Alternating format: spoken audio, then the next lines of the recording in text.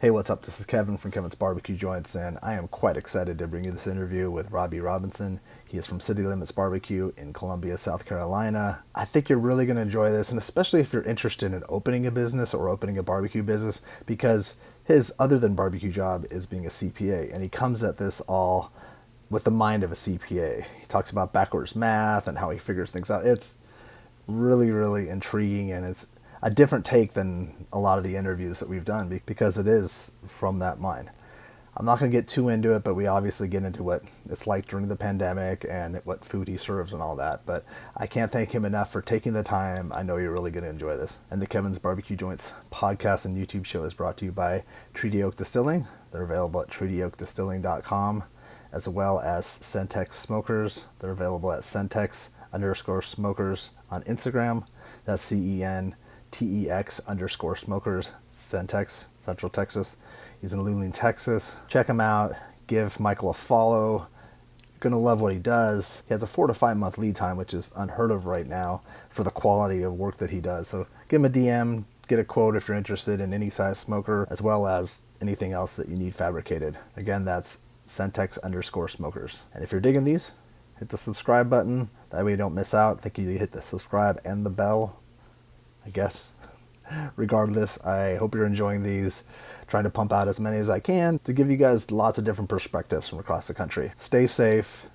Have a great week. Are you a morning person? Yes, very much so. Whenever I started barbecuing, I was concerned because I typically don't stay up after 11:30. There's just a switch that flips. You know, I can, whenever I'm cooking something, man, it's no problem to stay up 1, 2, 3 in the morning.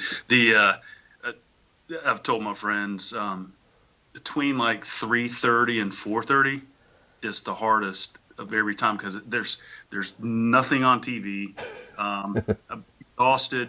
I want to take a quick power nap, and the coffee places don't open until 5, so I can't leave the house until no sooner than 4:30. So that's just my dead zone. But I survive. That's interesting. Can I put that little tidbit in there, because I'm sure a lot of people that watch this would probably understand or appreciate that because they're in the same boat. Yeah, absolutely. Good morning. How are you doing? Good morning. Doing good. This is my. Well, it may come up in the conversation. This is my Saturday, and it's my Friday. Okay. I think it's those only two. So I know well, don't say what time it is, but to make this more in line with what I do and how comfortable I feel doing my barbecue business, I'm one to hydrate. Very nice. Because that's what I do whenever I'm cooking. You don't, like, I guess we'll be getting your backstory and everything, but are you still a CPA? I am. Wow. So I'm a CPA. Okay. I've been a CPA for about 20 years, but whenever this comes up, I always tell people I'm not that kind of CPA because people have an idea of what CPAs are. I don't do taxes. As much as you hate taxes, I hate taxes 80 times worse. It's so... It literally drives me insane. I can't do taxes. I actually hire my friends to do my taxes. I don't do public accounting. I'm not that kind of CPA. I do specialized consulting work in the insurance industry. So in short, I go into huge insurance companies and make sure that they are solvent. I was just thinking about this as you were talking. Are CPAs, would you say they're kind of like detectives in a way too, because they're also looking for they're numbers, crunching numbers and doing, like, they're organizing things, but also aren't they looking for things too? A lot of CPAs, and this is really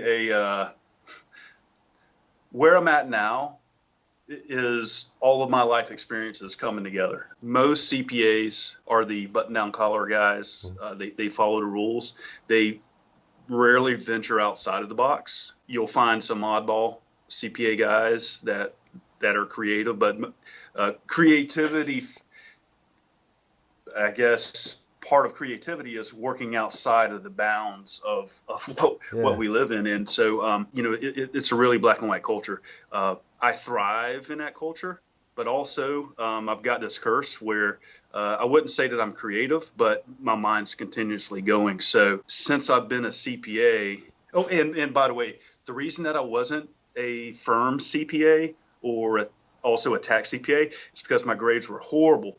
I was so bad they weren't even interviewing me. So I got a job at an insurance company, and then I got into this consulting gig. So that's how I got into the insurance world. I definitely, growing up, my dream wasn't to be a CPA. Now, my dream actually, I wanted to be a pilot. That didn't work A out. commercial airline pilot? No, military, Yeah. which would have eventually, morphed into airline. The irony is that with the consulting work that I do now, I've flown hundreds of thousands of miles. Really? I'm over it. Yeah. When I started the consulting work about 15 years ago, it was 52-week travel. Yeah, this is a good segue about some of this background, how I got to this point.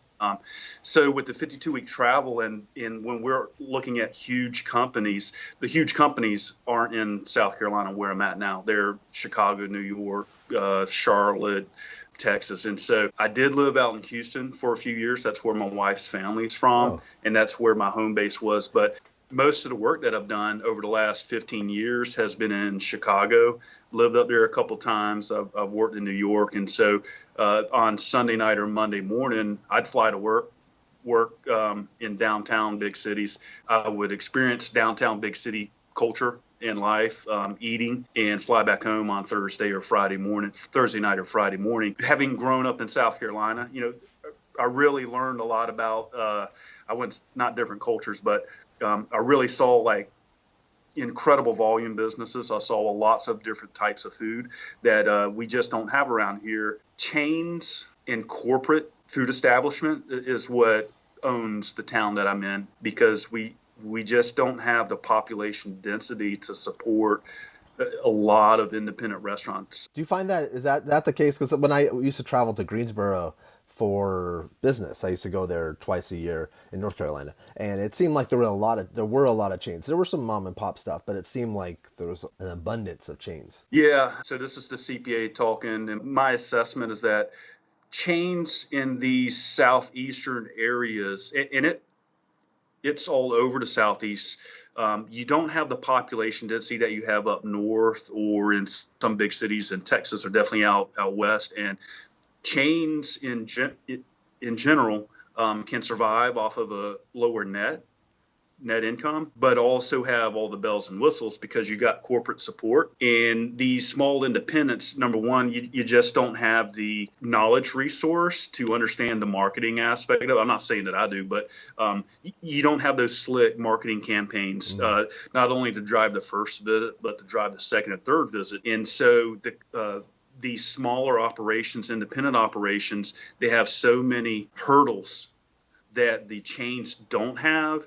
And so to overcome those hurdles, these independents just can't drive, in my opinion, they just can't drive the volume, and they don't have the capital to go 6 months to 18 months to get to the point that they have the volume to survive. Gotcha. That makes sense. So, I mean, you open up a McDonald's or a Burger King or Popeyes chain, I think at least years ago, they had a capital evaluation of the owner to make sure that they had several $100,000 of clear net worth so that they could sustain the startup stage. Yeah. Columbia is no different than most of these cities. We're kind of a mid-market. We're definitely not Charleston. Charleston's a unique animal. We're not Charlotte because we don't have the same population as Charlotte, but we're similar to Greenville. I guess we're similar to Greensboro. Raleigh, Durham is a little bit bigger, and they have more. When they have the airport close by. They have a lot of tech companies and pharma companies there. And so what makes Columbia even more unique is that people that have been around here probably think that Greenville and Columbia are very similar. And in terms of population, we are similar. But when you peel back the onion and look at what's the real difference between Columbia and Greenville, is that Greenville is supported by private industry, and Columbia is supported by government or quasi-government industry. And so think about how much money people make. If you are a junior executive at BMW up in Spartanburg, you actually, I assume that they get bonuses, or at least they get paid very well. If you're a state government worker, you are locked into usually below median pay ranges. Being such heavily concentrated with those types of employers around here, we do have private industry. They announced the massive White Claw plant is being built. So people were excited about that. We don't have a lot of outside investment because we're the center of government. We have a massive university.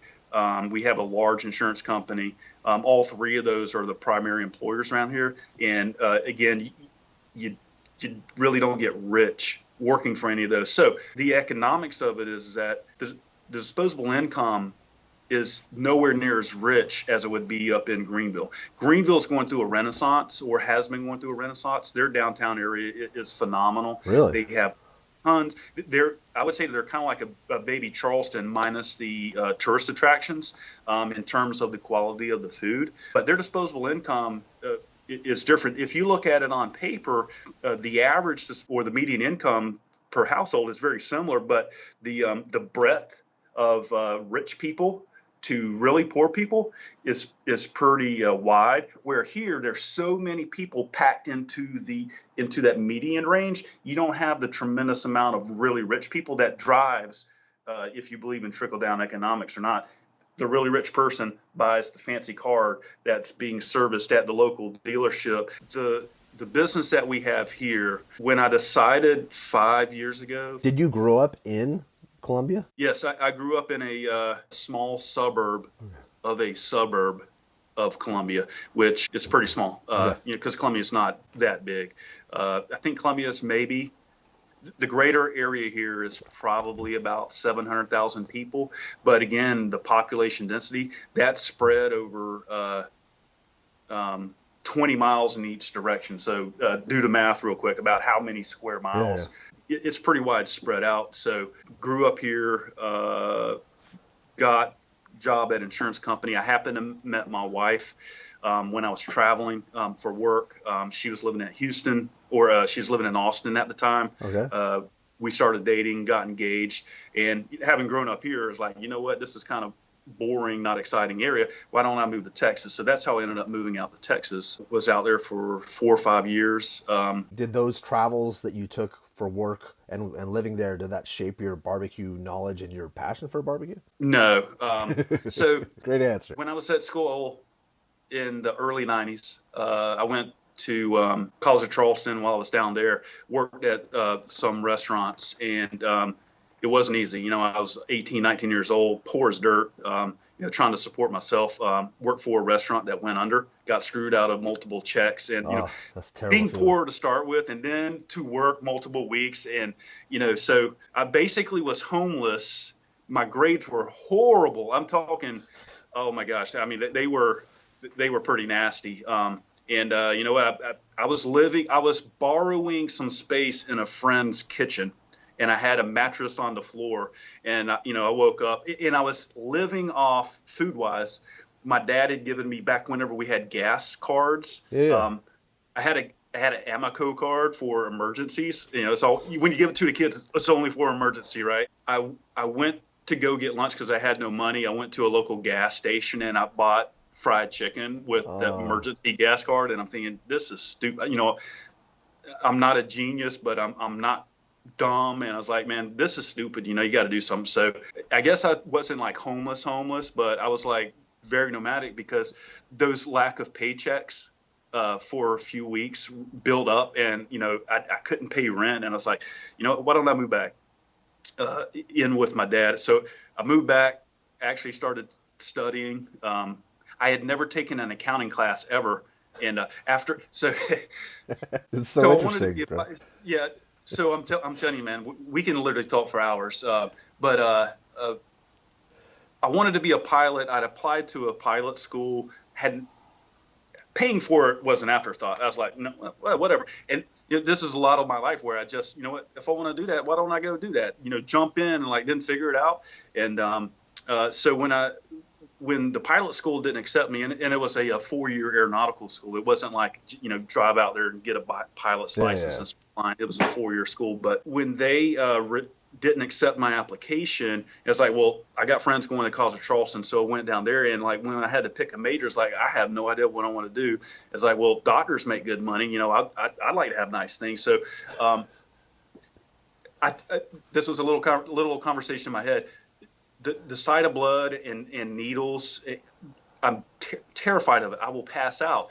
And I was like, well, you know what? I'll just get over it, because I'm sticking other people. I'm not sticking myself. And so, however, when I got to College of Charleston, organic chemistry really opened my eyes to the fact that I should not be a doctor, because I failed it 2 times and then I gave up. And that's in part what contributed to the horrible grades. So it's like, I don't even know what I want to do, transferred out. I happened to take an accounting class, and I was like, oh, I got an A in it. And I didn't even try that hard. So maybe I should do this. So that's how I got on the road to being an accountant. When I was at Charleston, working in those restaurants, I absolutely realized how hard the work was and how little money people made. And, as I grew into myself professionally, I had zero desire whatsoever to open a restaurant, because to really make money, in my opinion, I mean, you got to have volume, and to have volume, you got to have great product, I guess, is relatively easy, but to get people to come to your place, that's where a lot of the magic and the hard work comes in. And it doesn't happen overnight. And that's why a lot of places, in my opinion, fail, because they don't appreciate, hey, they may have an awesome, incredible product, but 6 months, 10 months in, and if you're break even, say 200 people coming in, and you just haven't gained any traction because you don't have an advertising budget, at some point you got to cut bait. Like, I have no more money and I got to close. So I had no desire whatsoever to get back into the restaurant industry. It's making really good money with the consulting work, but it was 52-week travel. That's a lot of travel. Yes. It takes a toll on you. The good thing is that it's working Monday through Thursday, so it always gave me Friday, Saturday, and Sunday. So like today, I'm off, and so I can transition into barbecue life, because I'm doing the consulting work right now in the barbecue world. So you said 5 years ago is sort of when you started. Oh yeah. So yeah, man, I'm trying to. This is good. No, but this is also good because a lot of people watch these and listen to these are people that think, I want to open a restaurant, or I want to open a small business, or whatever. And it's a lot of people, they see a lot of success, but they don't realize that it's not an easy game. And it takes a lot of work. And a lot of people have side jobs while they do things like this. Lived out in Texas. So how I got into barbecue, when we were living out in Texas in the late 2000s, to be honest, I don't think I ever ate any brisket. There was where I lived downtown, there was good company, and I wouldn't say that they're lighting up the world with Texas Top 50, none of that. But it was right around where I was at, and here where I'm at in South Carolina, we're a pig and chicken state. We didn't have a lot of beef on any barbecue. Well, let me clarify that. We had no beef on barbecue menus. If there was a sausage, it was a prefab sausage from off the shelf, kind of like a Hillshire farm. Yeah. When I was out in Houston, Good had a sausage link sandwich, and they poured some sauce on it, and I thought it was incredible. And this was 2000, late 2000s, Robbie talking. And so when I would go fly back to visit family in the early 2000s, when I got off the plane, if Good was still open, and this is before I had any vision of having a barbecue, I made a beeline for Good, and I got that sausage link sandwich. And in fact, I would usually drop my family off at our family spot. And like, okay, I'm going over to Good. I'm going to go get a sandwich, and I'll be back in a little bit. Okay, so the whole time I'm out there, I never had any Texas barbecue except for at Good. We went to a barbecue place. I have no idea what it's called or where it was at, but I was eating a pork sandwich there. Growing up in South Carolina, I was a pulled pork or chopped pork guy, and I was like, man, this is not good. And that's when I said, you know what? I'm going to get a smoker, and I'm going to teach myself how to cook pulled pork. And at that time, I had no idea I was going to move back to South Carolina. I was like, well, if we're going to live here, I got to figure out how to cook this so that I can have some decent barbecue. Yeah, so you got to have stuff that you love. Yeah. And went out and bought a char grill from Lowe's, the one with the little side firebox. Yeah, I know that one. Yeah. Oh my gosh! So I wish we had pictures, man. The first time I cooked, literally every square inch of the regular deck and that little that moving upper deck that's like this big but that wide, had every square inch packed full of chickens and ribs. The firebox had so much fire in it, it's looking out the sides. and it was horrible. The whole time I'm out there, I had no idea what, I used to cook, but we never cooked barbecue. When I was working in the restaurants in Charleston, the barbecue was horrible. And fast forward, we ended up moving back in the very end of the early 2000s. I had a local job. I got a job at a local insurance company, created some normalcy from the travel. And we started having, well, not started, but we had holiday parties. And that's where I really said, you know what, I'm gonna figure out how to cook some pulled pork for this holiday party. And I remember the first one that I've made a real effort on. And this was when you had barbecue pit masters. Triple D was kicking on all cylinders. And there was maybe one other or two other, I can't remember which shows it was. And so I was watching a lot of TV because I had almost a normal job, normal life. And you've seen all these cooking shows, seeing the barbecue shows, and trying to get an idea of how they were doing it. Because still, I wanted to figure out how to cook it for myself.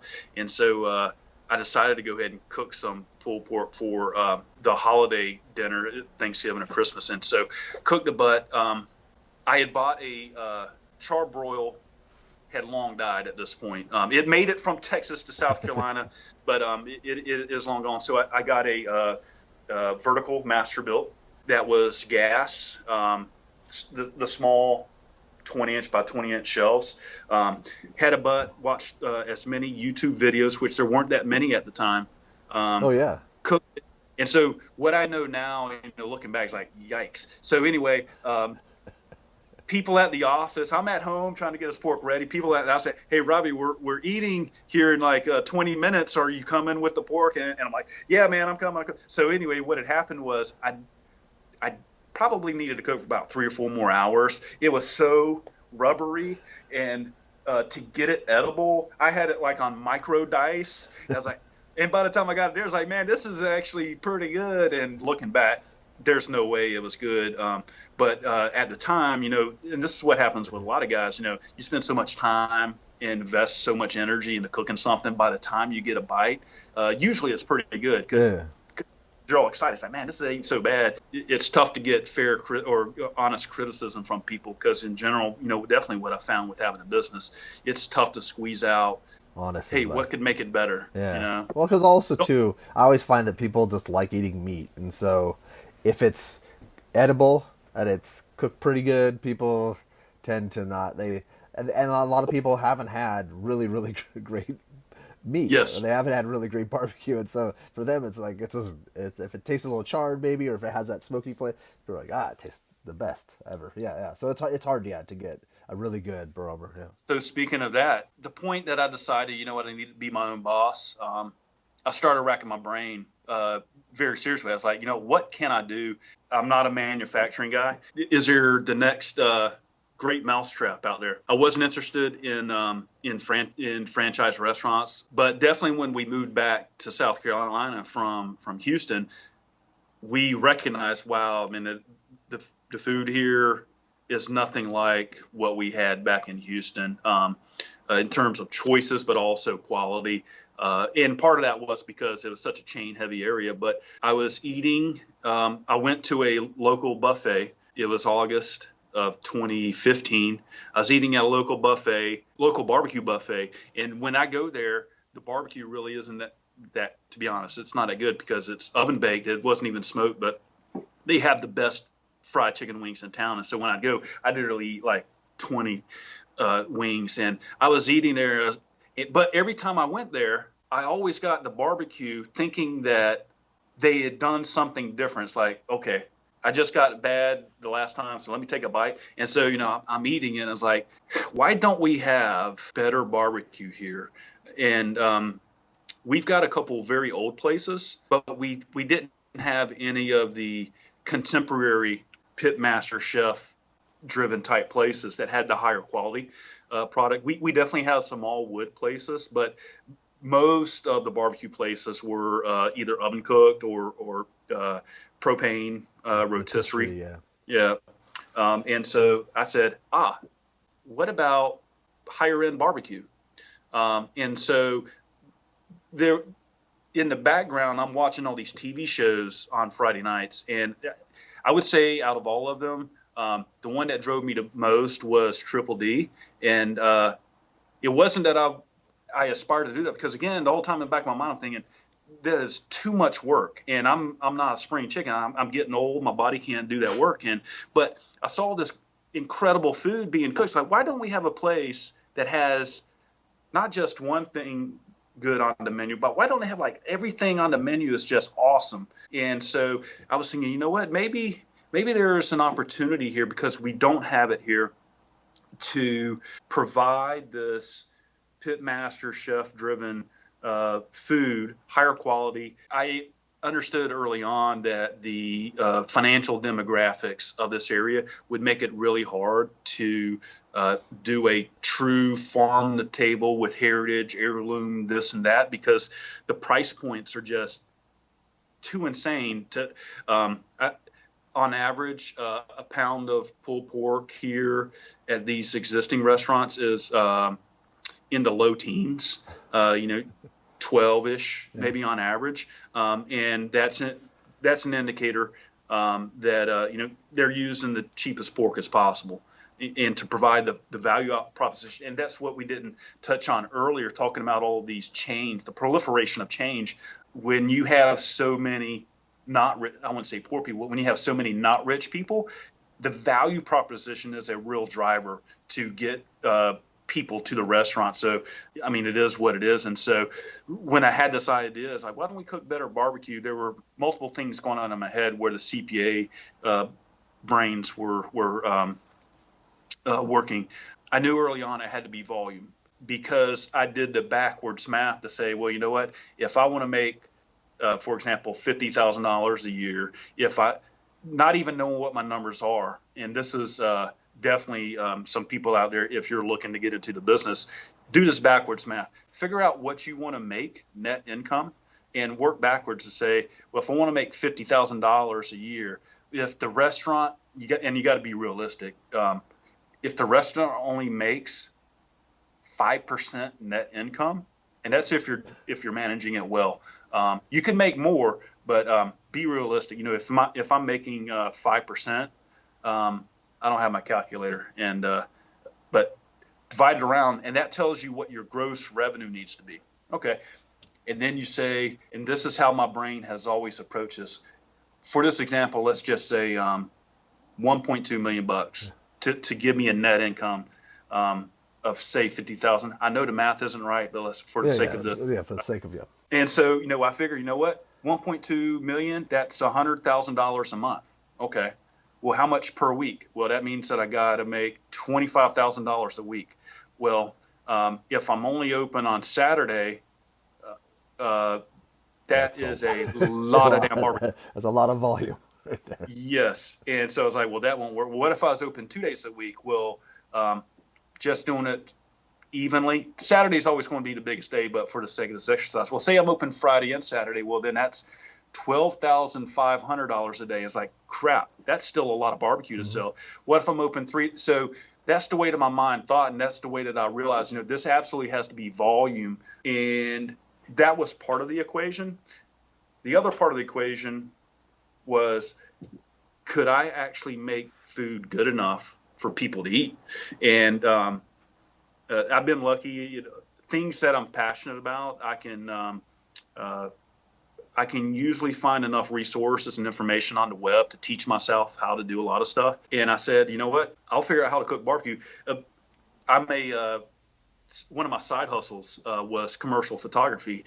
I was a contributor to Getty Images stock website, and that came out of whenever I was traveling 52 weeks a year. Oh, wow. And when we actually had moved up to Chicago so I didn't have to fly over to winter, and people said I had a good eye. And if you look at my Instagram or social media feeds, if you've wondered what's going on, I don't have anybody hired. I take all those images, and I wouldn't say that it's me as much as the training that I got, where I had to force myself how to learn how to take commercial quality images.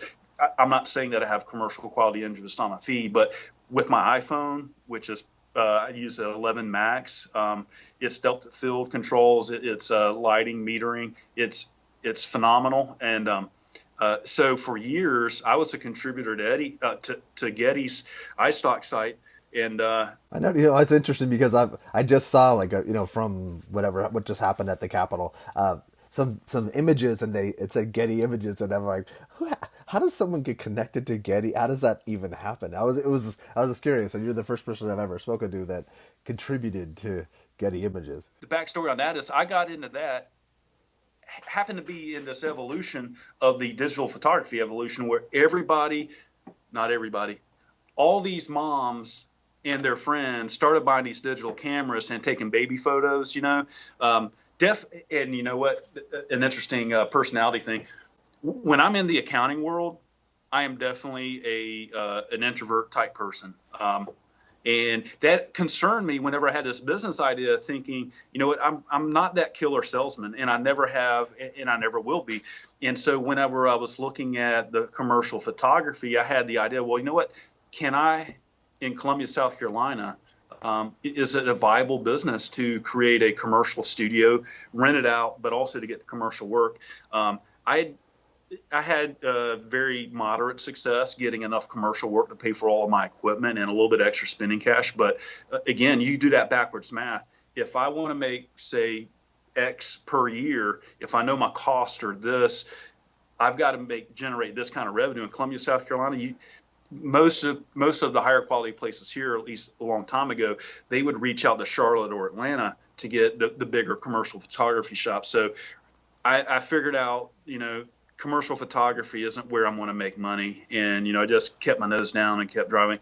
And part of that was because you make a lot of your living money off of doing like weddings and portraits. Yeah, exactly. That requires a lot of good person-to-person skill, which for photography, I did not have. And, I was like, this would be a recipe for disaster because I wouldn't thrive. So I've continued to do the photography. I wish I had more time to do it, but I just don't have time to do it. And as I was developing this business idea in my head, fast forward or go back to 2015, and I'm thinking, you know what, maybe we can do this higher end product. I don't know if this is the right town because I've always been fascinated with business and around here appreciated all the chains and what's unique about, I assume that it's unique because I have traveled around, but the amount of chain restaurants that close here, I think we have to be per capita one of the strongest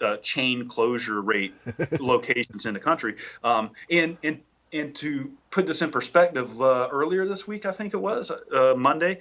I think it was Monday. A Walmart announced it was closing, and wow. it wasn't out in the boonies where you had maybe possibly slow. It was in a part of metro area.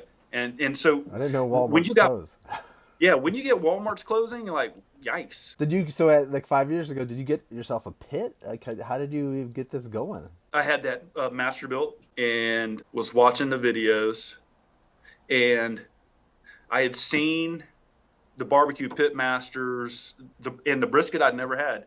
I'd never had beef ribs. The idea in my head was, you know what, it's going to be really tough to gain any traction here if we just do a better version of what everybody else is doing, which everybody else is doing pork. And I figured, it's going to take a long time for people to gravitate to my product, to change their personal preference. And the story that I tell people is that, you know what, you and your buddies go out to this place to get some of the high-end pulled pork. It was delicious, but the next week, because of habit, you've always gone to the other place on your Friday lunch. I concluded that the following week, whenever the guys were talking, hey, let's go get some lunch, yeah, let's go get some barbecue, that you would default back to what you had always had. And so I said, you know what, it's going to be tough. I'm not saying it's impossible, but that's where you got these 6 months, year, 18 months. It's going to take a while and a lot of investment to really pull those people away from there and to deal with the price point variance. I wasn't so sure, but I said, well, nobody's doing brisket or Texas barbecue around here. Why don't I figure it? And I not only had I not eaten it, I had never cooked it before. So I'd never cooked brisket before. And briskets, I'm not even sure if I knew where to find one at. They may have had them at the butcher shop, but what I saw that I really wanted to eat was a beef rib. And so I started the quest, like, let me go get a beef rib. And so I found a local butcher shop that had the 130 beef rib racks, which is the 4-bone. Oh, yeah. And none of them had the 3-bone 123As. So got a rack of beef ribs, stuck them in the Masterbuilt.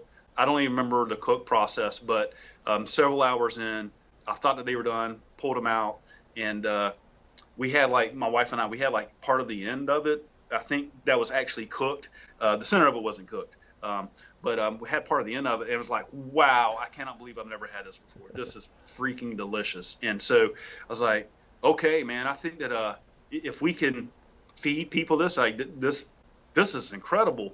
And, you know, the whole time I'm thinking, like, I cannot believe that I've never had this. And so that's when I evolved to, like, well, if we're going to do Texas barbecue, I got to figure out how to cook brisket. And, like, literally had no idea how to cook brisket. And just scoured the internet. I honestly do not remember the first time I cooked brisket. I doubt that it was, thinking back, because I didn't know what good brisket tasted like.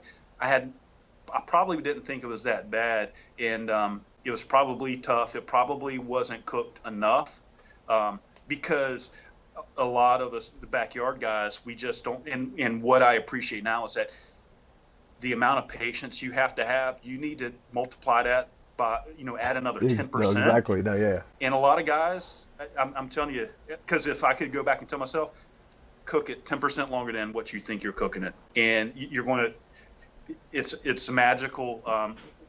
When you hit that last 10%, it completely changes the protein. And so I had that Masterbuilt. I cooked. So I'm thinking my timeline. Those beef ribs I must have cooked in the fall of 2015, and I immediately started looking. Like, well, I got to get one of these offset smokers. This Masterbuilt, and this is where I'm always spending money I don't have in my head. I need this in order to create it. I do the same thing though. You're not the only one. I immediately got on to the research cycle to figure out, okay, I need an offset smoker.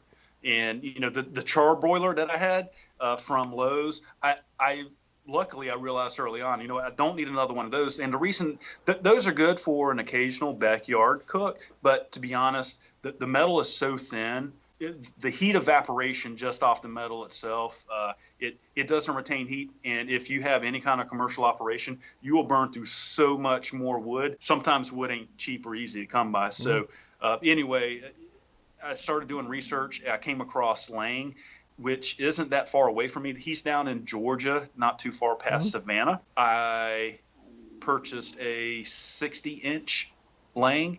At the time, I had a BMW without a trailer hitch. So I bought this thing. I had no way to tow it or to go pick it up. And so a guy I was working with, he had a truck, and I'm like, hey, man, can you drive me down and pick up this smoker? Sure. So anyway, he drove me down. We picked up the Lang, got to my house. Luckily, it was the 60-incher. It's relatively easy to move around without a vehicle, so I was able to move it around my driveway. But side note, the things that I've sacrificed for barbecue, the car that I had a BMW M5. Man, that was an awesome car. But I was like, well, I gotta get a truck. So that's funny. So I sold that. Actually, it took forever to sell it because it was a challenging car. But for the photography, I had some huge lenses that I used for sideline photography, and I was like, you know what? It was a struggle to get to the point to actually buy very nice equipment. And then I was faced with the realization, you know what, if I'm going to do the barbecue, I'm going to have to sell this stuff. And so I sold some of my photography equipment. I got the Lang. I started cooking on it. So a Lang's a reverse flow. A lot of people don't. I didn't completely understand that whenever I bought it, but I got the Lang, started cooking more frequently. I still don't remember. I remember the cook process, but I have no recollection of the end product. And I think part of that was just being ridiculously exhausted on Saturday, because I would literally stay up all night cooking. And so I remember parts of the cook process, but I don't remember how good the product was. And we didn't start selling it until, man, April, May of 2016. And that was terrifying. But back to what I was saying about being an accountant and being an introvert, one of the concerns that I had was, you know what, I'm an accountant. I've always been an accountant professionally. And I guess you got to have some sort of people skills to interact with these people, because you really do. No, of course. Yeah, no, you do. You have to drive. If there's something, well, there's many things to tell people who are thinking about doing this as a business. Getting people there for the first bite, it's not as hard as getting people there for the second bite. Okay, so you can have bad food, but incredible marketing, incredible social media, and you'll get people there for the first bite. I think the hardest thing is the marketing and the thought that goes into driving that second bite, because if your first, there's multiple things going on. If the first bite wasn't good, it's going to be an uphill battle, right? There's other things beyond the bite. You know, what was the customer experience there? You know, if you go to some restaurant and the food was incredible, but it was just a deplorable place. Barbecue restaurants are kind of an outlier in this, that the old, less clean a barbecue place looks, you know, people seem to think that's an indicator of quality and taste. And so anyway, food quality, the customer experience are a couple big things, and you have to get that right for that first bite. So I've always had the mantra to feed into that. Literally everything I cook, I want it to make the best version that I can of it. And we don't always hit that, but I always go into it thinking, you know, let's make this the best version possible. But also, I want it to be what I would want to eat, taste wise. I try not to take too many shortcuts, and this is part of the customer experience and the building of anticipation, that people know that I make. I want to make sure I'm not lying here. I basically make everything from scratch, and I say basically because there's, you know, I don't raise the wheat and grind it into flour, you know. So, but we make everything from scratch, and the reason that I don't have a very prolific or expansive menu is that there's only so much that I can do. And so I try to execute what I put on the menu as well as I can. And sometimes we don't hit the mark, but where if I've missed something off taste, I've brought to the table a certain level of candor and passion that a lot of my customers, thank goodness, and I love my customers, that they appreciate that, which that then drives me to work even harder to get it right for them. And so back to these first couple times that I went out and sold barbecue, man, it was almost an out of body experience whenever I took myself out of the trailer and started interacting with the customers. It was I wouldn't say that I was a natural at it, but it came so easy. And I remember talking to my wife after many services saying, this is refreshing. It's the anxiety that I had over am I going to be able to handle being an introvert and dealing with people? And it's like, it's a alternate personality that comes out. That's kind of cool. That's really interesting. Yeah. And I was completely not expecting that. What's it called? What's the word I'm looking for? The confidence that it gives me. And I think part of that confidence comes from being 100% invested in trying to make you happy. I mean, like, I don't feel that I'm cutting corners by, say, opening a bag of frozen corn and, you know, boiling it and like getting some off the shelf sauce and pouring it all over. You know, I'm literally trying to make you the best bite that I can. We've got tons of growth ahead of us in terms of getting there to where we do put the absolute best bite in front of you. It makes it, maybe this analogy, I knew that I wouldn't be good in sales, like selling cars, because I would always have in the back of my mind that I'm selling something to somebody that probably they don't need. Because if you're selling cars, you have to have markup on it in order for the car dealership to make money. It's like, there's going to be people who can't afford it. Yeah, no, I've always had that trouble too. What's your menu, and how often can people, and how do people get your food? The menu, the focus is on the brisket. I'm struggling to explain what is Carolina barbecue. To be honest, I saw somewhere somebody provided a great explanation. There's no way to really nail it down. Some people it's buffets. Some people it's just pork. Some people it's yellow sauce. And some people it's whole hog. And so it's tough for me, and I'm still searching a way to describe my menu. We're Texas focused. I've got Texas barbecue. I think Daniel clarified something that I don't necessarily agree with, that if it's not cooked in Texas, it's Texas style. It's like, so, and I didn't go back to him, but it's like, well, so if Franklin goes over and does a cater gig over in Louisiana, is he cooking Texas style barbecue, or is he cooking Texas barbecue? And I don't understand how geography, where you actually cook it, has anything to do. What if it's cooked in Texas, shipped and reheated over in California? Is it Texas style because it's technically, anyway. So our focus is brisket. I have pork on the menu, and the menu has 3 or 4 core proteins on it: the ribs, brisket, pulled pork, and we rotate out several different items: pork belly, mess around with pastrami, and there's a couple sides. But with this food truck, this is where I could definitely talk for another hour explaining to people that this is a proof of concept, not. This isn't the vision that I had.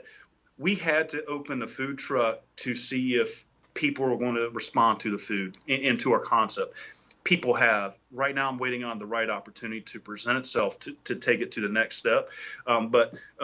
So we operate very differently than 99% of other food trucks in the Southeast, that we get a ton of catering calls. People don't understand. I have to charge you $100 or $200 a head to serve 15 people, because it takes 2 to 3 days to prep all the food for that. So our menu, it rotates frequently. And in terms of what are we, like I said, are we a Texas barbecue joint? I say, yeah, but we also sell pork and chicken. When we can't sell, are we a Tex Carolina, hodgepodge? And as my idea for this has continued to evolve, I don't like being bound by the box, because of my idea to put the best, so long as it's within the realm of kind of what I'm doing. If I go and have some Kansas City style ribs and they're like, this is an absolute mind-blowing experience, I've got to figure out how to get this on the menu. Then I'm going to figure out how to put that on the menu. And so maybe then we become a Texas, Carolina, Kansas place. But, I don't want to, I'm trying not to be bound by the box of this is what we have to do. I knew how to cook from college. I worked in a fine dining restaurant. I also worked in high volume restaurants. And so I understand 2 critical aspects. Number 1 is really good food. And then number 2 is ton of volume to make the money. And, so I had a little bit of a baseline of knowledge, but when I started this journey, I was like, I'm going to teach myself how to do this. There has been an incredible proliferation of how-to videos over the last 5 years that did not exist whenever I started out back in 2015. Oh, yeah. And so think about in 2015, guys talking about how they started in 2010. There was almost nothing on the internet in 2010. Middle of 2016, I came across, Camp Brisket. I was like, oh man, that's got to be good. So I registered. I joined Texas Foodways, because you got to join. I put my name in hat, didn't get it. Second year, I got it. And I had no idea what this was, so went out to Texas. So, what's awesome is that I got family there, so I got free place to stay, I got vehicles, and A&M is only a 2-hour drive up from Houston.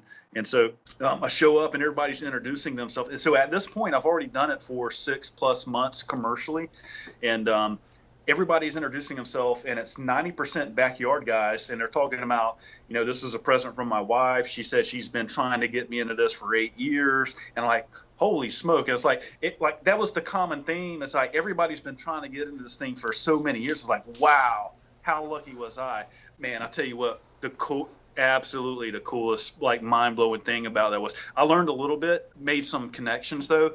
One of the days, and this comes from my ability to put what looks like good early on. Looking back, I would say the photos that I was presenting on social media, I say I do a really good job of presenting something. Whether it tasted as well as it does now, that's debatable. But so people were recognizing me, and I was sitting down, and Daniel Vaughn was there. There's no way I was going to go talk to him. So, but anyway, he came and said, "Hey, you're City Limits Barbeque, aren't you?" I was like, "Whoa."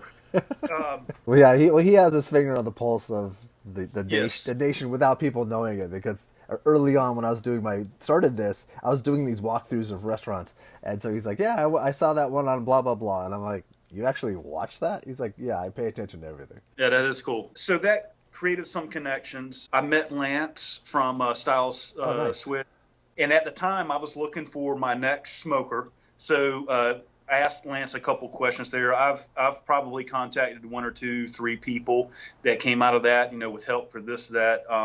About a year and a half later, or 2 years later, I attended the creative sausage seminar at Texas A&M. Oh, nice. Again, that was another thing where it was more for backyard dudes, and I went there and I'm asking insane number of technical questions, and the guys were getting a little exacerbated with the number of questions I was asking, and they answered all the questions. But I've taken people have given me an inch, and I've tried to take a yard to learn as much as I can. And in these 5 years, definitely more so the latter. A lot of people from all over the country, have messaged me, asking, how do you do this? How do you do it? Anywhere from business to the cooking side of it. And I'm more than glad to answer questions. And I hope this doesn't open Pandora's box. But the point I want to make about this is that what I recognized early on, and this is what really helped fuel the fire, is that, I've worked in a lot of different industries. The camaraderie of the guys who are doing what I do, it's tough to explain other than to say this is a shirt off the back type of group of guys. Sure. And you just don't find that in other things. And so thank goodness I've never been in a bind, but I think that, if I had something crazy happen, that I think some guys would have my back. And you look at this thing holistically, there are so many things, so that because the work is hard, it's really hard. Some of it is out of your control. The whole customer aspect of it, you can only control so much of it. But if the local Instagram foodie people don't like you, you're not going to get that love on social media, which makes your job that much harder. So there's only so much you control. So many of these things come together, say that, Robbie, I think that you've got to push forward with this. And so let's fast forward to 2020. I do the consulting work Monday through Thursday. And like I said, I get Friday off. So that gives me a full week. Unfortunately, the way I've been doing things, it literally takes me days of prep. If I'm making pickles, it's not as simple as just slicing off a couple of pickles. I'm doing a bushel at a time, pickling jalapenos. It's not in a bad way to scare people off. It's a ton of work, but it's absolutely a labor of love. But did you get the food truck? Did you get that a couple of years ago? Pickup was like April of 2016. Okay. That's where I never served publicly until after I got the food truck, because think about this. I still had this accountant mentality. I need that barrier between me and the customer as a layer of protection, because I would say that sometimes I'd be socially awkward, in that world, in the white collar world. I'm much better now because of what I've learned through doing the barbecue business. But before that, that created a security blanket for me. So it's like there was no way in the world I was going to do what some of these dudes do, where they set up the pup tent and the table. You're exposed. You're so exposed, yeah, definitely. And so I didn't do a service until on another time. Whenever you come see me in person, I got to tell you the story about our first time going out. It was a disaster, but probably everybody's was a disaster first time you go out. But fast forward to 2020, I would say since 2018, 19, I knew that we had a product that could sell. My concern with this area was, is there the perfect location where we're not guaranteed anything, but can we drive enough volume at this particular location to where I feel comfortable? And this is where the CPA side of me really takes over and scares the hell out of me. Say, you know what, man, I don't know, dude, because I've been poor. Now that I have a family, it freaks me out about being really poor again, because I can live off of potato chips and Cokes and sleep. I've slept a lot in my truck doing barbecue, but I can't do that to my family. So I'm very risk averse in terms of taking the next step. And so 2020 rolls around, and I'm continuing consulting during the week, barbecue I average about every 2 to 3 weeks, doing it. And then COVID pops up. Okay, so the first 8 weeks or so of COVID, because of the intermittent services, we definitely weren't impacted the first couple of weeks or first couple of services. And then as people kind of settled into understanding how they were going to deal with this, the to-go business went bananas. And so food trucks essentially 100% to go. So we started having, when we would do a service, we would have incredible numbers. We had I think it was a couple services in a row where we had record revenue service over service. Wow. And it really had to do with the fact that the regular restaurants were closed. People were climbing the walls, going bat crazy, and so they needed to get out. And so they didn't mind standing in line for an hour and a half or whatever to order food because they got out. Around early summer, my consulting work dried up, so I was faced with one hell of wow, like I don't have any security income coming in, but I've got this. We're doing really well, and so I said, you know what, let's see if we can jumpstart this thing. I'm very, like I said, freaked out about being poor, and so this kind of got the beans above the frank, so to speak, that I wanted to go into a very deliberate, well thought out, dot the I's, cross the T's situation to make sure that I had every opportunity for success. And COVID, having reduced consulting hours, really turned that on its side. It's like, you know what, this is survival now. I've got to go out and do more services. So we actually ramped up the number of services we were doing. We did fairly well. We were dealing with the meat shortage and the significant price increases. I bought significant amounts. So I think I had a post about it. When the meat crisis occurred for brisket, was at like May-ish, June, I got a really good price, and I bought 8 or 10 cases of brisket, which was like multiple services for me. And I was like, I don't have the infrastructure to store all this. And so I had a local brewery that was really cool. They let me borrow, if the health department's listening, they're not supposed to hear it. But they let me store some of the proteins there. Theoretically, this happens. Yeah. If I had that opportunity, that's what I would have done. But we continued to just churn. And at that time, I was really willing to stick my neck out on, if something came up.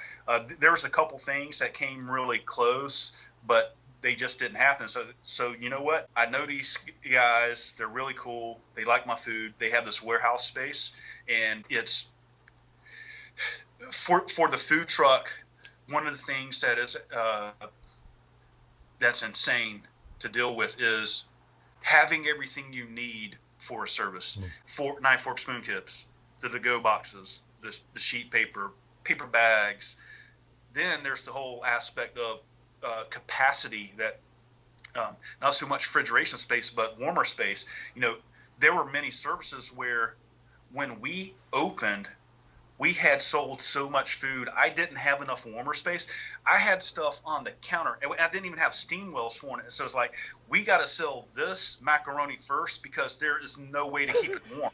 So like literally, we had very significant capacity issues, which are really good because that means we had a thriving business. But it's like, a lot of work with my hands here. But from the accountant, what I realized is that, you know what, that's great. We can have these really awesome services on Saturday, but the realization that has to be made is that we cannot serve the number of people we have to serve for me to stay out of the poorhouse. So I had to create more capacity somehow. I already had the huge 1,000-gallon pit. That the meats wasn't so much a problem, but I could cook way more meats than what I had warmer space for. Now take going off to some brewery somewhere. Well, I couldn't tow the smoker behind me and use it as hot hold because I'm towing my trailer. And then because I'm doing most everything myself, I'm having to make sides and everything. So logistically, it was a nightmare. And we were bound by the numbers that there was no way that I could create enough revenue to make this a full-time living. So the end goal is still a restaurant where I can increase revenue significantly. A brick and mortar, right? Right. So over the summer, we continue to churn. But one thing I did realize, well, hey, why don't we add another service during the week? So it's not going to be nowhere near as big as Saturday, but at least it's going to drive some revenue. And I hired a chef and said, you know what, this person, whoever I hire, needs to take a lot of that load off of me. I have to have them do my recipe exactly how I want, and that'll allow me to smoke the meats and to execute, because it is other guys, maybe it's more easy for them, but for me, being so anal retentive about stuff, trying to execute at such a high level every single bite literally was killing me. It's not so much anymore, thank goodness, but over the summer, it was killing me, the amount of hours I was putting in to get there and trying to add that second service. So fast forward to September, August-ish. I don't remember the exact month, but I was saying, you know what, we're going to do full-time food truck. We'll do multiple services per week. The revenue, if we can achieve certain targets, the revenue would be enough. I had this warehouse. I had my kind of like a home base where I have all my ancillary stuff. I had extra refrigerator storage. I had extra hot hold storage here. So we had the capacity now to sell a tremendous amount of food. And then we had multiple things happen. We had the heat of the summer. We had school going back, middle school. So you had families that were getting back into their, for what it could be in 2020, getting back into a routine. Even though it was homeschooling, they were getting back into their routine. There was no more summer fun. We had restaurants around here were starting to allow to add capacity. So some of them had closed, but some of those were opening back up. And so we had a perfect storm of several things that the month of, like I said, I don't remember if it was September or August, but we had some of the worst revenue numbers that we had had in 4 years. Oh my God. I mean, it was insane. I was like, luckily, the whole pre-order situation that I had going on, that told me how much I needed to cook. So it wasn't that I had tremendous amount of waste, thank goodness, because I knew what had been sold. Yeah, that would have been awful. That would have put a kibosh in this way sooner. But through the pre-orders, we just weren't generating the revenue. And so I was like, you know what? I can make it. I have this huge assignment that I'm on right now with the consulting. So the consulting work came back and I said, you know what? We're going to draw back. We're going to go back to, at a minimum, we're going to try to do at least one service a month and make it to the springtime and see what this whole COVID situation is like. Very lucky that whatever it was in August, September, it was an aberration. That the last couple of services I did, the last service I did, record. I mean, it wasn't even close. I was like, holy moly! If this is what was happening in September, August, we would be absolutely full time somewhere. But I had to make a big boy decision to say, you know what, I can't. And that's smart. Like you can't take those risks with a family. It's not like you're a 25-year-old guy that did like eat potato chips and Coke, like you said. Yeah, and for sure. To communicate something to these guys who are thinking about leaving their stable 9-to-5 job, and take the chance, but try not to make an emotional decision. I mean, you got to be real with yourself, and it's never about today's or this weekend service. You got to look months down the road, say, you know what, if I do a service every Saturday between now and then, how much money will I actually make? And like, if I'm leaving my job where I got enough to make my rent payment or my mortgage payment and my gas and my insurance and my food and all the extra stuff, what, is there going to be enough money? I would say, to be Debbie Downer, you can't expect this thing to happen in 6 months. For me, City Limits. So I went to Camp Brisket, I think in 2017. So I'd been in business for 8 months, 10 months. Food quality. We only served what we think were the good bites. We were throwing away a ton of brisket because I was like, hell no. Hit the trash. But if I thought I had a good bite, it was being served. So we had run some of those sellout services was we were sold out of food because there wasn't damn near half the food was servable. And so that's the first time I've heard someone say that. Yes. And so I realized that I'm afforded a different opportunity than a lot of guys that I could have at the time I could afford to trash that. Some guys they have to sell it because they have no choice. Yeah. Every dime that they have into this, and I would say that if you're in that boat, you got to figure out how to repurpose your brisket, your cooked brisket, and there's ways to do it. We got some a small write-up in the local paper. Ladies, said, "Yep, Robbie went there, brushed elbows with Franklin and learned about brisket and this, that." And we would serve 2-3 dozen people. And so that first Saturday, I had no idea the press article came out. And so every food truck service, it's a disaster trying to get ready to open, and all these people started showing up like, what the hell is going on here? And there was a lot of people who were not social media people that I could tell based off of their age, and like, hey, when you open, blah, blah. I was like, oh snap. And I was like, I bet that lady that I talked to the other week, and so I messaged my wife like, Robbie, you're in the paper. It's like, holy moly. So that was spring of 2017, and I wouldn't say that we bigger crowds, but the big wave of people really didn't start coming until, late 2017, early 2018. So in terms of a standalone viable operation, we didn't have that this will work realization, I think, until 2018. So go back in time. I had the idea in 2015. The food truck's first service was around spring of 2016, and it wasn't until 2 more years later. That's time. That's a good amount of time for a lot of people. Don't want to hang in that long. No, and so that was another part of this is that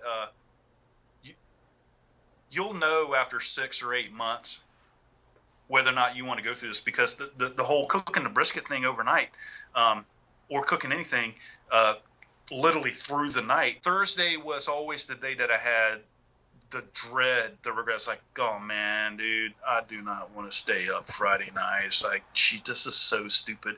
And I always told people, like, do not get into the food service business, because it is brutal, because you have one off day, you are screwed because of how we're all connected through social media now. Old days, you could have a bad day and nobody had a way to communicate. Like they could maybe tell their friend if they wanted to. And so, side story about how we were dealing with these services. The second pit I got was a close pit, and actually I'm lying. This is for part 2. I had a Southern Pride for a few months. Okay. That helped me with cooking technique and flavor profile. Then I got a close pit. Then I got the Awesome Smokeworks pit. All the while I'm increasing capacity. The Southern Pride, I don't even remember cooking that much food off of it that we sold, but that was only for a few months, and I was able to sell and get some money out. But that's where I really had the realization, like, the way to cook this stuff right is with an offset smoker, the way that I want it to taste. I'm not saying that you can't cook incredible barbecue off of a Southern Pride or any kind of rotisserie. You can, especially an oiler. But for what I was trying to do, and it was getting kind of dicey where I didn't want to misrepresent what we were. And I was managing the fire in the firebox, and I wouldn't have the gas. I would have the gas hooked up only to light the wood, but like many times I would unhook the gas because it had a dang gas leak, so I didn't want to blow it up. And whole funny story, I had it in my garage. I had a damn pipe coming out of the side window of the garage, and I was like, oh my God, this is straight up Red Bank Robbie right here, which is the little trashy town that I'm from. But anyway. So right now you're cooking off an Austin Smokeworks, is that what you're using? Yes, everything's being cooked off the Austin Smokeworks. I learned about 2 or 3 years ago, as my knowledge evolved, I'm no longer like staying up all through the night. That doesn't, so let me clarify that. briskets come off pretty early in the morning. Mm-hmm. In my process, I have a pretty good hold and rest stage, but ribs got to go on crazy early in order to be ready by a window open 11. So it's not like I'm able to go out to the country club and have dinner and chill out. I still get minimal sleep on those nights. It's made the logistics of pulling this off more bearable. So the Austin Smokeworks pit, I had to go through this process of these different pits to learn what the weaknesses were on each of them, and to hone in on how I wanted the food to cook. It would have been nice, because the Austin Smokeworks pit is incredible. It would have been nice to have that day one, but to be honest, I wouldn't know half of what I know about cooking. That's a great point, because everyone's like, oh, I need to get a Moberg, or I need to get this, and like Yes, it's nice, but also too, it's probably there's a learning curve that's important to have. Absolutely. Same with the business aspect of this.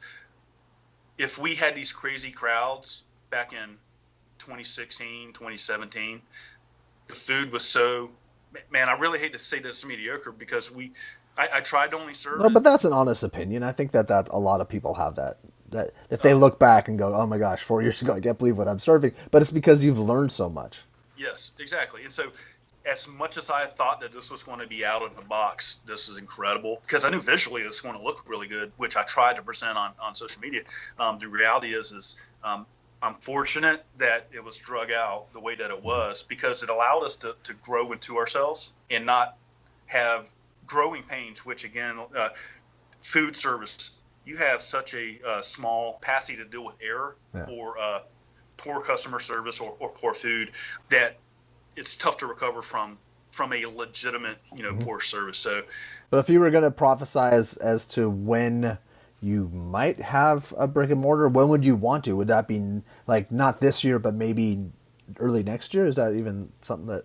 So for the little young guys out there, actually they are young guys, because I'm getting kind of old comparatively. Yeah, exactly. Everyone's a kid. If you're comfortable in your skin doing this, go to as many, not barbecue competitions, but try to get in food festivals, food events where you're selling stuff. It may not be as pretty as you think it is, but, you're not going to know until you get out there. And so I've rubbed elbows with a lot of famous pitmasters here in the Southeast, and I've done a lot of these food events. And whenever I'm there, I take every opportunity I can to ask as many questions that I can to these guys, asking them, how do you do this? How did you do that? Part of it is barbecue questions, and a lot of it is actually more business questions. And what I've been asking guys this last fall was, there's one of the guys I work with at an event has one of the most successful restaurants here, and one of the best restaurants here. And I'm asking him, how do you see us coming out of this? What does this look like for brick and mortar? Because if we do that, things are going to change. How and to what extent, we don't know. Mm-hmm. He didn't know. And so if I was hesitant before, I'm definitely hesitant now to really stick my neck out there. So in terms of timing. So if someone like that has reservations, a lack of clarity. Yeah, absolutely.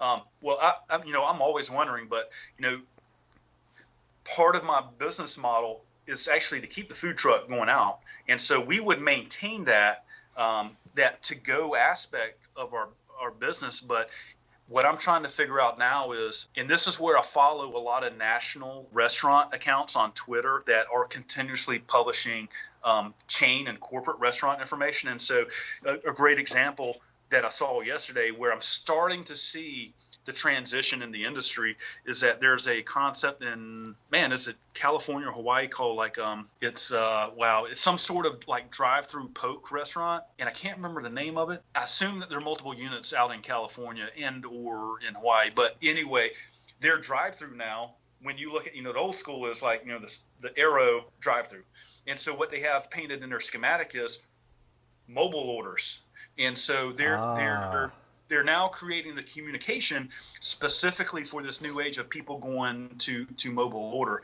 So I was already gun shy before 2020 and COVID, but I'm very, very hesitant now to not I'm not going to understand it, but at least have a better appreciation that we have to have for example, we have to have a dedicated pickup counter for mobile orders. For sure. For example, right now, I've done a couple hybrid services where we had pre-orders that were basically a mobile order and this pure walk-up, and it is a logistical freaking nightmare because I'm not a person, and this is where the count comes. I'm still not a good person that if I accidentally sell 10 pounds of brisket through pre-order and I've only got 8, and then we have people walking up to just do walk-up orders, trying to explain to people, you're going to have to wait like an hour and a half until I figure out if I have any brisket left. Because so I learned.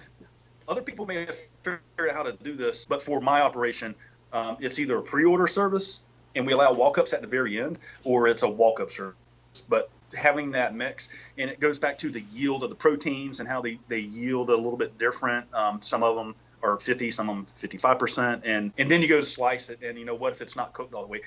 Knock on wood, right now whenever I go to slice, I basically yield the whole brisket except for a little bit of the decal fat. But always in the back of my mind is 2016, where we had cooked 5 briskets and about 2 or 3 of them would collectively hit the trash. But back to 2020, back to 2021, I want to have a better appreciation of what's the smart money going to do. So, I could still do what I was going to do, but I'm not so sure that's the smart money. Yeah, it's tough. It's interesting because there's a I don't know if you've heard of Moo's Craft Barbecue out here in Los Angeles. Yes. And so Andrew and Michelle, I've known them for a while, and I've seen their progression from their backyard to now. What they do is they have pre-orders, and it's all online, and they have you order for a window like 11 o'clock or 11:15, and those things sell out until 2. I don't know what it is. And so I've ordered for this weekend, and I haven't even told them that I've ordered it because I'm going to try to film the whole process and show how I ordered, just so that way maybe it'll be a good primer for other people. But it doesn't always work. They have a great social media following, so they sell out. But also, like, it's tough for other businesses. Like your pre-orders would have to sell out phenomenally to make it work for you, because you depend on walk-up business too. Here's another thing about the economics of this is that I think that we serve at an incredible rate.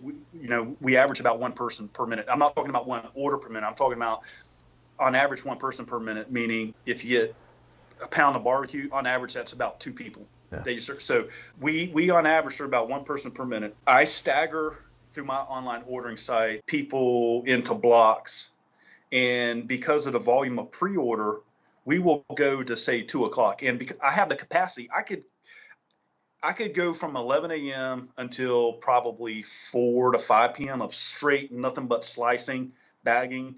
We could do that, but the reality is, and this is where some of these young guys, you think about this entire thing from A to Z. Well, if you have record numbers between 11 and 2 p.m. And say you got 10 extra briskets that you could sell between 2 and 6. Who wants to come have lunch at 3 o'clock? These large metros are a different animal. I'm talking about in Columbia, South Carolina, in Greenville, Greensboro, in these mid metros.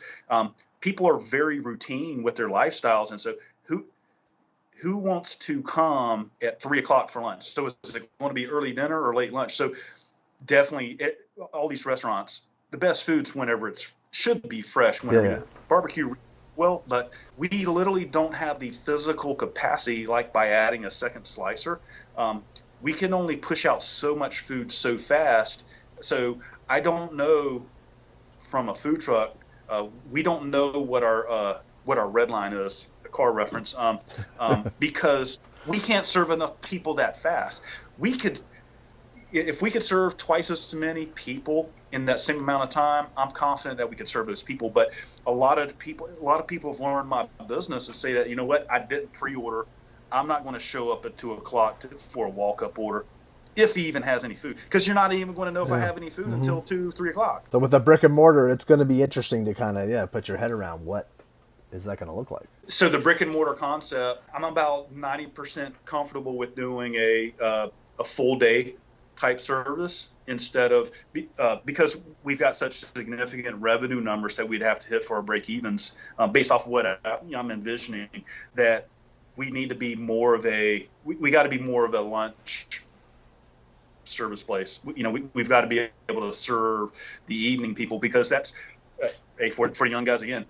In the food business, if this is $10 that you make, this is your total revenue is $10. You don't make money off the first dollar. You're making your 5% off of that last half of that thumb.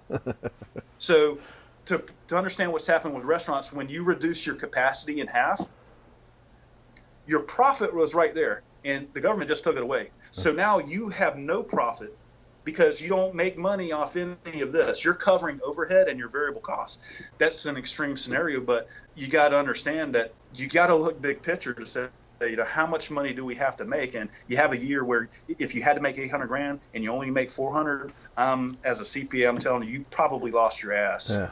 And most people don't have the resources to do that more than once. No. But usually, you see the writing on the door the first few months, like we're just not driving revenue. So that's why my head, we got to be a full day Saturday type of place. Once we get closer, man, I'd love to talk to you again. Yeah, it'd be interesting to maybe kind of do to see where your head is at then. And also, this is something that no one ever talks about, but when a restaurant goes under, what happens to that person financially?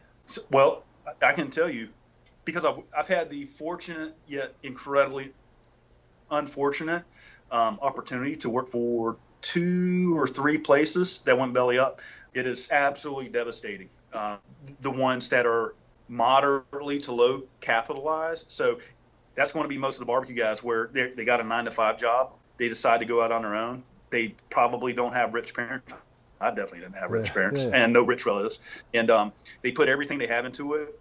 They go into an incredible amount of debt. And, when it goes belly up, now you have no source of income. You don't have the security of your job. And then you got a ridiculous amount of debt. And in the meantime, as you were going down the abyss, you're working your ass off trying to figure out what's going on. You probably start drinking.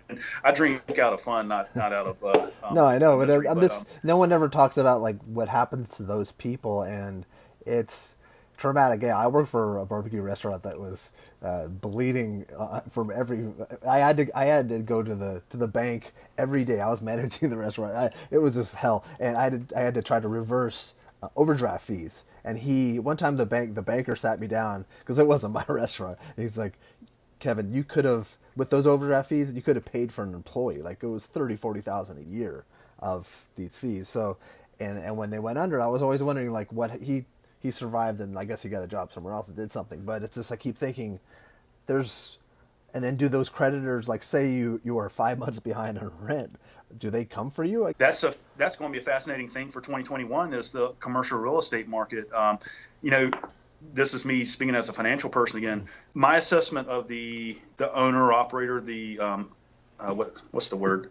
The non-chain restaurants in general, not just barbecue, but in general, is that because of the reduced capacity, some have pivoted. That's the fancy term being used. Some have pivoted to go.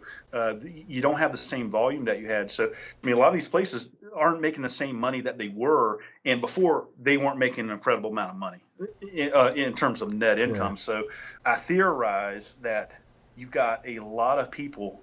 I hope I'm wrong, but I think that you had a lot of people who are already living, almost say paycheck to paycheck with their restaurant, even if it is, quasi successful.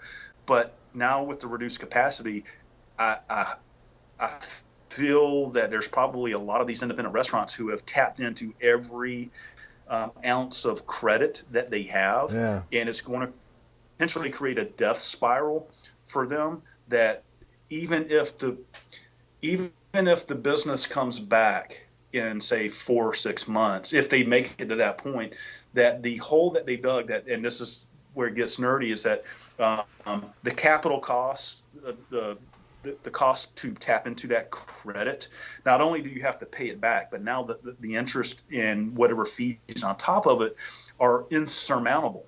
And so you're dead now, and you have no idea until you have to start paying all this back. I've been fairly in tune from a CPA perspective with the PPP stuff. The second round of PPP that was just approved, I did some for my CPA license. I had to do some continuing education, and so they have enhanced or what's it called? The grants or something?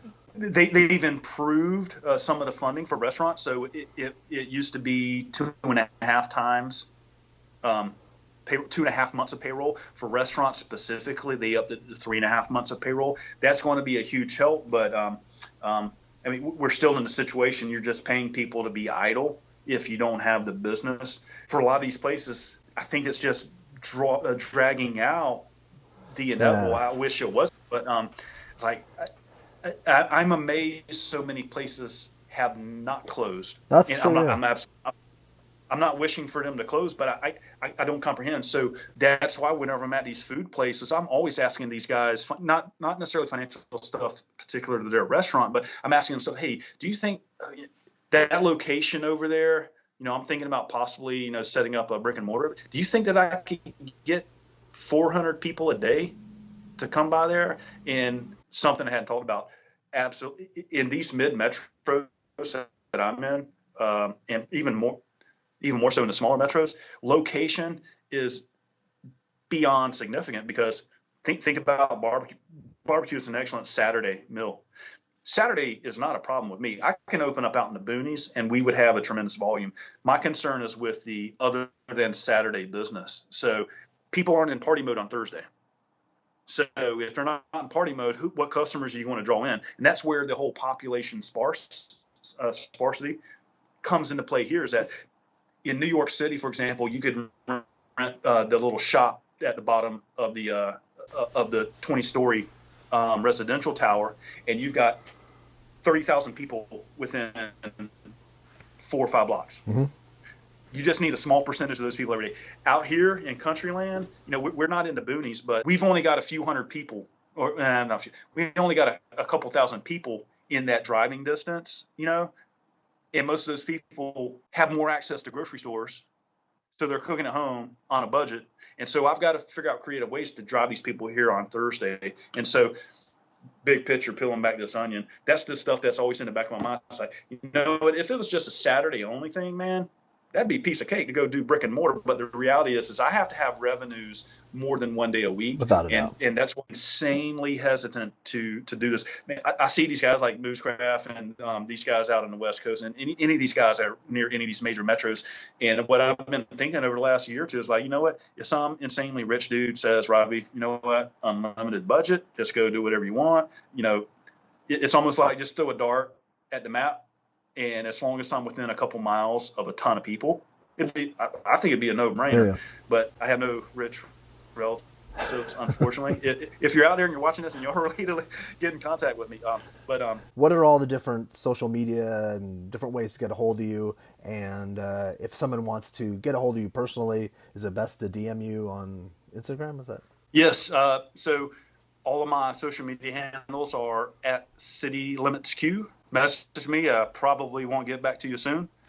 Don't call me because you'll get in a voicemail line that stretches back. Right now, my voicemail is auto-deleting off the old stuff, and they're still unlistened to voicemails. So direct message me. I'll try to get back. I'll try to be honest with you. Don't ask me for keys to the kingdom. How do you do this or that? Part of this process is figuring it out on your own, but I'm willing to help guide people, particularly on the business side. But I was hoping they'd reach out because they want to know where you're going to be at so they can get your food.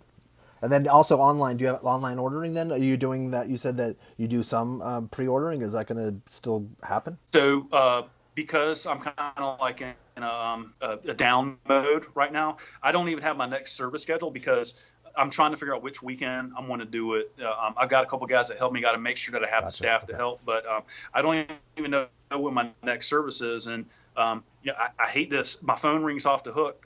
People, hey, where are you at? What time do you open? If I have time, I'll answer the phone. If I don't, I'll text them or say, hey, sorry, man, we're not open. But join my email list. So if you happen to be local, go to my website, citylimitsq.com, and there's a subscribe link. I saw that, yeah. Couple things that I would suggest to people if you are doing this as a business, start developing your own email list.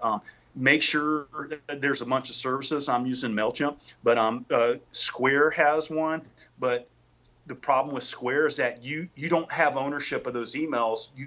Oh At yeah, I least remember they hearing that. used to Yeah. not let. So I've used a couple different services, and I can export all my emails. I own them. Data, it's really cloak and dagger, modern. People own whose data. This is serious business because that allows you to communicate directly to people. And what you don't realize is how many customers are out there that are not on social media. I mean, it's every service I would have people come on the site. No, a friend of us told us about you. Hey, go. Have you checked out my Instagram? No, I'm not on Instagram. And so an email service, it's taken me years to get all these customers. I've got a pretty significant email list and allows me to directly communicate with those people. But for the pre-ordering site, I use Square.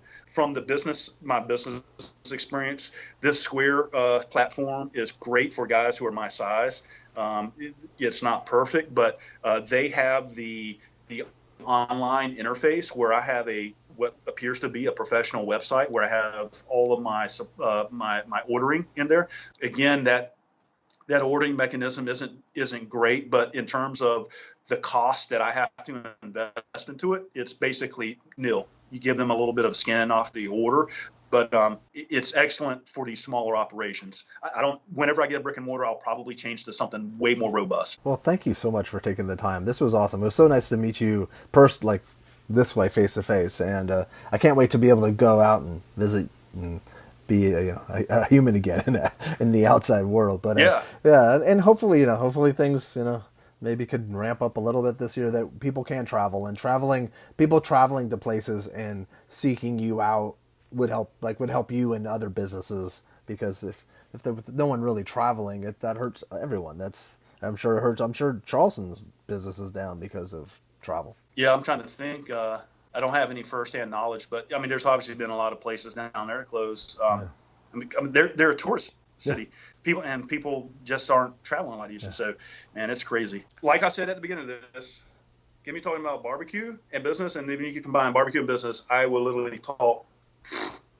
I love it. It really was great, and I appreciate that. And I think that people will get a lot of great tips, and they might not want to hear it, and then they'll think about it a month later. That's kind of the way I think this is. Have a good one. Yeah, you too.